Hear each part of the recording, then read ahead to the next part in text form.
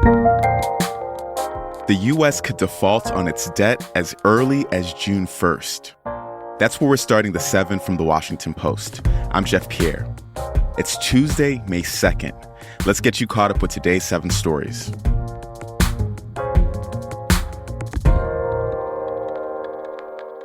The Treasury Department said yesterday the U.S. government could run out of money to pay its bills next month. This crisis has been looming for a while. Congress controls the debt limit, which is the amount of money the U.S. government is allowed to borrow. This new estimated timeline means that Congress must act quickly to either raise or suspend the debt limit. If it doesn't, and the U.S. defaults, it'll trigger an economic catastrophe. But the issue has become a political football. House Republicans adopted a bill last week that raises the debt ceiling, but also cuts spending, which Democrats won't accept. President Biden invited congressional leaders to discuss the issue next week at the White House. Number 2, the man accused of killing his neighbors in Texas is still on the loose. The 38-year-old fatally shot 5 people, including a 9-year-old boy on Friday, after the family asked him to stop shooting near their yard. The search has been hampered by missteps. Authorities initially released a photo of the wrong man and spelled the suspect's last name incorrectly. It's now going into its 4th day. The suspect's immigration status has also become a part of the conversation. According to immigration officials, he has a criminal record and has been deported multiple times.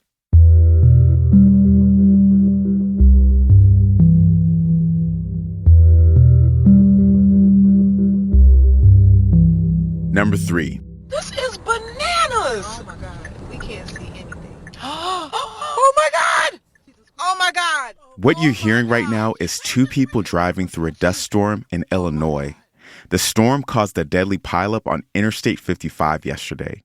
At least 6 people were killed and more than 30 people were taken to the hospital, some with life-threatening injuries. As many as 90 vehicles were involved. The Weather Service blamed a combination of freshly plowed fields and strong winds. Number 4. Most U.S. coronavirus vaccine mandates will end in less than 2 weeks. The government will lift requirements on May 11th for international travelers, healthcare workers, Head Start educators, and federal employees and contractors.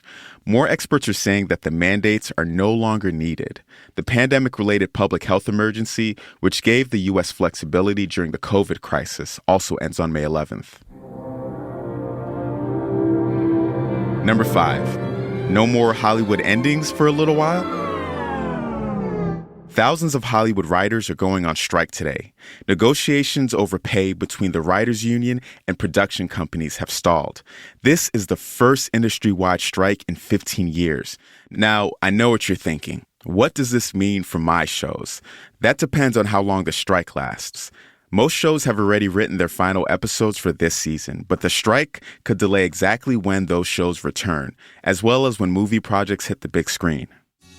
Sundown, you better take care. Number 6. You've been creeping round my back stairs. Gordon Lightfoot, the Canadian singer who helped shape folk music, died yesterday. He was 84 years old. Lightfoot had canceled his tour dates last month because of health issues. He'll be remembered as a folk legend who documented Canadian culture and his music. His breakout hit was If You Could Read My Mind in 1970. The song you just heard was called Sundown, his first number 1 hit from 1974. And at number 7, the Met Gala was full of stunning looks and cats.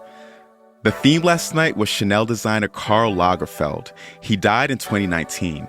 Aside from his work, he was well known for the love he had for his cat. So, of course, there were many tributes on the red carpet. Rapper Doja Cat transformed herself into a cat. Doja, when did you get the idea that you wanted to come as a cat? The second that they mentioned the theme for the gala, and I was like, cats, immediate. And we didn't do many re-sketches. It was just, we just went for it. Actor Jared Leto also went all out, wearing a cat suit with a removable head, while others opted for just cat accessories. But the biggest costume theme was vintage Chanel. The annual fashion extravaganza raises money for the Metropolitan Museum of Art's Costume Institute. It's organized by Vogue editor-in-chief Anna Wintour, who, it should be said, did not wear anything cat-related on the red carpet. You're all caught up with the news for today, but you haven't seen all those iconic red carpet looks. You can see photos and a lot more in the 7 newsletter. It hits your inbox every weekday morning to help you catch up quickly. Just click the link in our show notes to subscribe. I'm Jeff Pierre, and I'll meet you back here tomorrow.